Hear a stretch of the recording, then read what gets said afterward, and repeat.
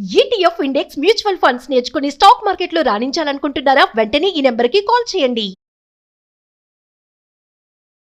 నమస్తే, welcome to Suman TV. నేను మీ సాయి భైరి. ఇప్పుడున్నటువంటి పరిస్థితుల్లో ప్రతి ఒక్క మనిషి కూడా ఏదో ఒక లోన్ తీసుకోవడం పరిపాటిగా మారింది.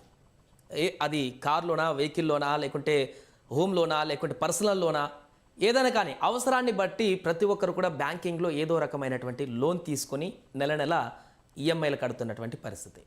అసలు లోన్లలో ఏది బెస్ట్ లోన్లు తీసుకోవడం వల్ల జరిగేటువంటి పరిణామాలు ఏంటి, దానివల్ల మనకు లోన్లు తీసుకున్నటువంటి వ్యక్తులకు ఎంత లాభం ఉంటుంది, ఎలాంటి నష్టాలు ఉంటాయి, దీనికి సంబంధించి పూర్తి వివరాలు కూడా తెలుసుకునేటువంటి ప్రయత్నం చేద్దాం. మనతో పాటు బ్యాంకింగ్ ఎక్స్పర్ట్ రాంబాబు గారు జాయిన్ అవుతున్నారు. సార్ నమస్తే. సార్ నమస్కారం. సార్, చాలామంది లోన్స్కి అడిక్ట్ అవుతున్నారు. అంటే అవసరాలను బట్టి బయట అంతకుముందు అప్పులు తీసుకునేది వేరే వాళ్ళ దగ్గర, వ్యాపారుల దగ్గర ఎక్కువ ఇంట్రెస్ట్కి. ఇప్పుడు డైరెక్ట్ బ్యాంకులో ఇస్తున్నాయి కాబట్టి, అందరికి అకౌంట్లు కూడా ఉన్నాయి కాబట్టి లోన్లు తీసుకుంటున్నారు. సో పర్సనల్ లోన్ కానీ, వెహికల్ లోన్ కానీ, హోమ్ లోన్ కానీ, ఏ లోన్ ఎలా ఉంటుంది సార్? ఎంత ఇంట్రెస్ట్ ఛార్జ్ చేస్తారు? జనరల్గా ఎందుకు ఇంత ఎక్కువగా లోన్స్కి ప్రతి ఒక్క వ్యక్తి ఇంట్రెస్ట్ చూపడానికి ప్రధాన కారణం ఏంటంటారు? ఇప్పుడు రుణాలు తీసుకోవటం అనేటటువంటిది దేశంలో ఉండే 140 కోట్ల మంది ప్రజలకి ఒకే రకమైనటువంటి ఎకనామికల్ కండిషన్స్ లేవు. సో తారతమ్యాలు చాలా ఎక్కువగా ఉంటాయి. ఒక ముఖేష్ అంబానీనో లేకపోతే ఒక ధీరుభాయ్ అంబానీ సంబంధించిన వాళ్ళు, ఆ గౌతమ్ అదానీ, వీళ్ళని లిస్టులో పెట్టుకోవడం కాకుండా ఒక ఆర్డినరీ వ్యక్తి తన స్థాయికి తగ్గట్టుగా రుణాలని ఆశించటం అనేటటువంటిది తప్పనిసరిగా ఆలోచించాల్సిన అవసరం. ఎందుకు చెప్తున్నానంటే, బ్యాంకింగ్ రంగంలో డిపాజిట్స్ వసూలు చేసిన తర్వాత, డిపాజిట్స్ మొబిలైజ్ చేసిన తర్వాత ఆ డిపాజిట్లని రుణాల రూపంలో మళ్ళించి తిరిగి వాటిని రికవర్ చేసి మళ్ళీ డిపాజిట్లకి పే చేయాలి. అందుకని చట్టరీత్యా అనేక రకాలైనటువంటి ప్రొటెక్షన్స్ బ్యాంకింగ్ రంగానికి ఉన్నాయి. ఎందుకని వీళ్ళు ఇచ్చేటటువంటి రుణాలు ఇచ్చిన తర్వాత వీళ్ళు తీసుకునేటటువంటి డాక్యుమెంట్స్ ఏవైతే ఉన్నాయో, ఆ డాక్యుమెంట్స్ లో తీసుకున్నటువంటి టైటిల్, అంటే తీసుకున్నటువంటి వస్తువు ఏదైతే ఉందో ఆ వస్తువు టైటిల్ కంప్లీట్ గా బ్యాంకింగ్ ట్రాన్స్ఫర్ అవుతుంది. అంటే ఫర్ ఎగ్జాంపుల్, మీరు ఒక కార్ తీసుకున్నారు, కారుకి సంబంధించినటువంటి రుణాలు, వడ్డీలు పక్కన పెడతాం. ఆ కారు ఎప్పుడైతే మీరు రుణం తీసుకున్నారో ఇది మొత్తం బ్యాంక్ కి మార్టిగేజ్ చేసేస్తారు కార్ని. అంటే ఎప్పుడైనా సరే కార్ని కనుక సీజ్ చేయాలంటే బ్యాంక్ కి 1 గంట సేపు సమయం చాలు. అంటే లైసెన్స్ అంతా వాళ్ళ దగ్గర ఉంటుంది, మనం వాడుతూ ఉంటాం. కంప్లీట్ గా ఒరిజినల్ పేపర్స్, సి బుక్లు ఇవన్నీ కంప్లీట్ గా వాళ్ళ దగ్గరే ఉంటాయి.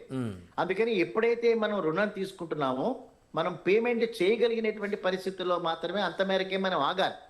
ఇప్పుడు నా జీతం 2 లక్షల రూపాయలు ఉన్నా కూడా నేను 20 లక్షల రూపాయల వెహికల్కే వెళ్లాల్సినటువంటి అవసరం లేదు. కార్ని మనం కనుక ఫ్యామిలీ మెంబర్స్ తో ఒక సుఖప్రదమైనటువంటి జీవితాన్ని కొనసాగించడానికి 4-5 లక్షల్లో కూడా ఉంటాయి. ఎందుకనే చెప్తున్నానంటే, రేపు వస్తున్న పరిణామాల్లో ఈ కార్ అనేటటువంటి యొక్క దానికి సంబంధించిన డాక్యుమెంట్స్ అని మన దగ్గర ఉండవు. అది బ్యాంకింగ్ రంగం లోపలికి వెళ్తాయి. అదే రకంగా హౌసింగ్ లోన్, మనం కొనుక్కున్నటువంటి హౌస్ అంతా కూడా బ్యాంకుగా మార్టిగేజ్ చేయబడుతుంది. అదంతా పేపర్స్ అన్ని, ఒరిజినల్ డాక్యుమెంట్స్ అన్ని బ్యాంకులో ఉంటాయి. సో ఇవన్నీ కనుక మనం చూసుకున్న రోజున తప్పనిసరిగా ఆలోచించి నిర్ణయం తీసుకోవాలి. ఒకవేళ ప్రయోజనం పొందేటటువంటి కుటుంబాలు కనుక ఆలోచిస్తే, బ్యాంకింగ్ లో వ్యక్తిగతమైనటువంటి రుణాలు ఉన్నాయి. ఇవి చాలా ఎక్కువ వడ్డీతో కూడుకునేటువంటి రుణాలు. రెండోది ఎడ్యుకేషనల్ లోన్స్ ఉన్నాయి. ఇవాళ డాలర్కి 91 రూపాయలు ఎప్పుడైతే అది ఆల్ టైమ్ లోయెస్ట్ దానిలో పడిపోయిందో, 90 రేపు 95 అయ్యే ప్రమాదాలు ఉంటాయి. సో విదేశాల్లో చదువుకునేటటువంటి పిల్లలు ఏదైతే ఉన్నాయో వాళ్ళు తీసుకునేటటువంటి ఎడ్యుకేషన్ రుణాల మీద చాలా ఎక్కువ మొత్తంలో వాళ్ళు పే చేయాల్సిన అవసరం వస్తుంది. అంటే మొన్నటి వరకు 60-70 రూపాయలు ఉన్నప్పుడు మనం పే చేసేటటువంటి, అంటే మనం తీసుకునేటువంటి బ్యాంకు రుణం డాలర్లో కన్వర్ట్ చేసి మనం పే చేయాలి. సో డాలర్లో కన్వర్షన్ చేసినప్పుడు ఒక రకమైన మొత్తాన్ని మనం పే చేసాం. ఇప్పుడు హెచ్చు మొత్తంలో మనం రూపాయలు ఇస్తే తప్ప డాలర్ రాదు. సో ఎడ్యుకేషనల్ లోన్స్ బ్యాంక్ నుంచి తీసుకున్నా ఇవన్నీ కూడా చాలా ఎక్కువగా కాస్ట్లీ అయినటువంటి రుణాలు. అయినప్పటికీ కూడా ఎడ్యుకేషన్ రుణాలు ఈ దేశంలో తీసుకున్న వ్యక్తులు కూడా ఉపయోగకరమైన రుణాలు, తక్కువ వడ్డీకి దొరికేటటువంటి రుణాలు ఎడ్యుకేషనల్ లోన్స్. మూడోది వచ్చేటప్పటికి హౌసింగ్ రుణాలు.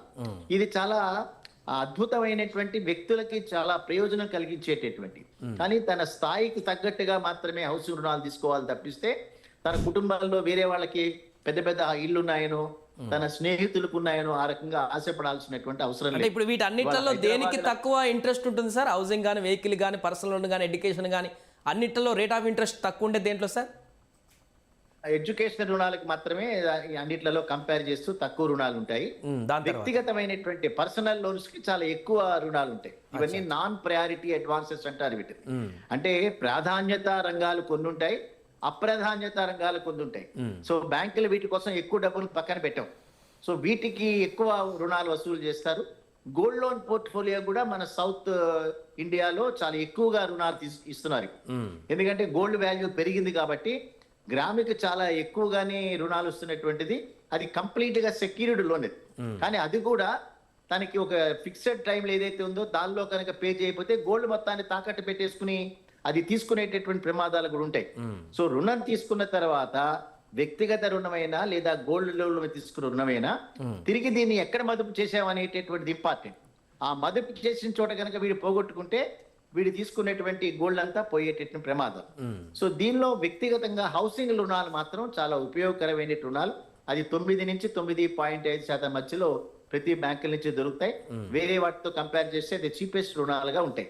పర్సనల్ కానీ ఏ లోన్స్ రుణం తీసుకున్నా ఈ పర్సనల్ లోన్స్ ఎట్లా ఇస్తారు సార్? అంటే పర్సన్ సిబిల్ స్కోర్ ని బట్టి ఇస్తుంటారా, లేకుంటే ఆ జీతాన్ని బట్టి ఇస్తుంటారా, వ్యక్తుల యొక్క ఏ లోన్ అయినా సిబిల్ స్కోరే. ఓకే, సిబిల్ స్కోరు 720, 715 దాటకుండా ఎవరికి కూడా సిబిల్ కనుక ఇది అయితే రుణాలు ఇచ్చేటువంటి అవకాశాలు లేవు. సిబిల్ ని మళ్ళీ మనం మన చేతుల్లో ఏమి లేదు కదా పెంచుకునేటటువంటిది.